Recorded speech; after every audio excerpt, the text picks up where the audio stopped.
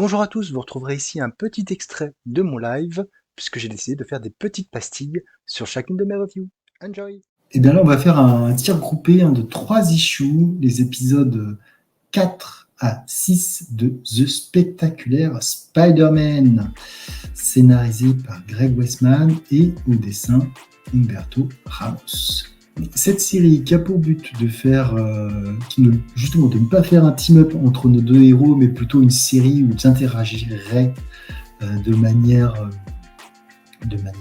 égale et donner un peu plus de liens, de faire des intrigues à plus long cours, etc. Donc, on sait que nos deux héros ont été capturés et ils se retrouvent dans l'Arcadium, une espèce de monde virtuel, mélange entre technologie et télépathie, et ils vivent leur meilleure vie. Voilà.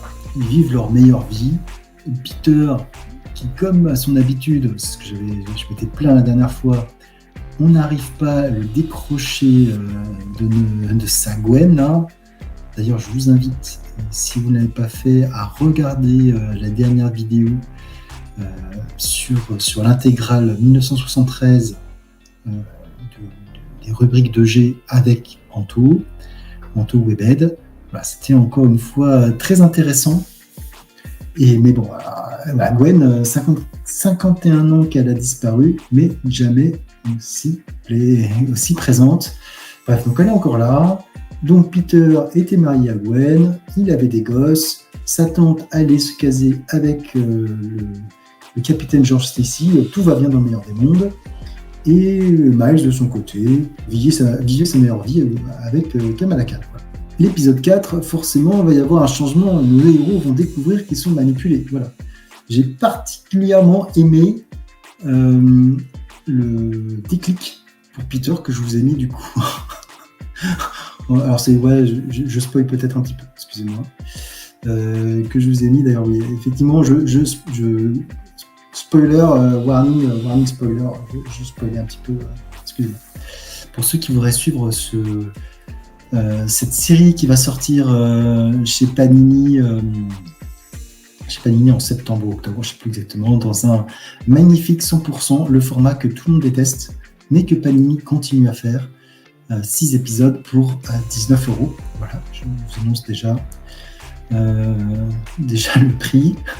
Mais ouais, non, je ne comprends pas qu'ils n'arrêtent pas ce format. Bref. Donc, nos amis, je vais faire cryptique. Je vais faire très cryptique. Nos amis ont compris qu'ils étaient manipulés. Méthode Marvel, ils se tabassent, ils s'allient contre le vilain. Voilà. Le vilain, qui est peut-être l'un des plus mauvais vilains de Spider-Man, je ne dirai pas qui c'est. Et d'un autre côté, on va suivre d'autres personnages, notamment le personnage du frère de Miles Warren, Raymond Warren, voilà, qui peut-être a des mystères. Mais que dire cette série, graphiquement, est plutôt pas mal. Alors, Ramos, si on apprécie son style, globalement, je pense qu'on est assez satisfait. Au niveau de l'histoire, tout n'est pas à jeter, loin de là. Il y a quelques blagues qui passent, notamment cette blague que je vais spoiler, pas spoiler, enfin bref. Qui n'était pas une blague d'ailleurs, je pense, mais que j'ai ce petit clin d'œil que j'ai trouvé plutôt sympathique. Je vais plutôt dire ça comme ça. Et il y a des idées, mais j'ai peur qu'on soit sur des idées un peu pourries dans la manière dont ça va se terminer.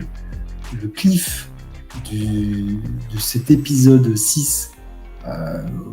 Voilà, donc d'ailleurs, je peux faire un petit bilan sur le premier arc. Puisque ça va être ça, je me remets sur l'autre.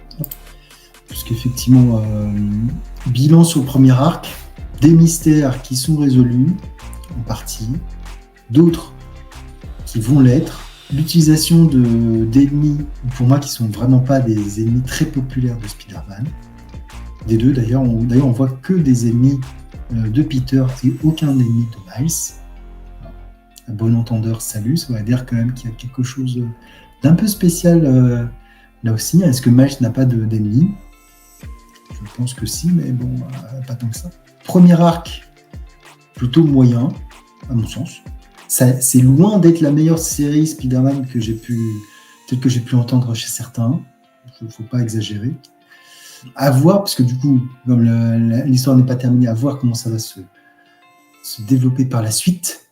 Dans quelle mesure notre ami Ramos va continuer au-delà de l'épisode 6. Je ne sais pas, je n'ai pas regardé si c'était toujours lui sur l'épisode 7. Peut-être.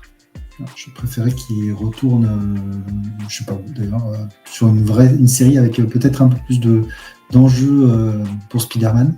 Je préférais qu'il remplace, même si McGuinness c'est pas mal, je préférais qu'il le remplace plutôt que de rester sur cette série. Mais bon. D'ailleurs, là, vous avez un petit peu, classiquement, ce que j'ai dit, la découverte de la vérité, le combat, la baston contre les méchants, voilà. On est quand même assez classique.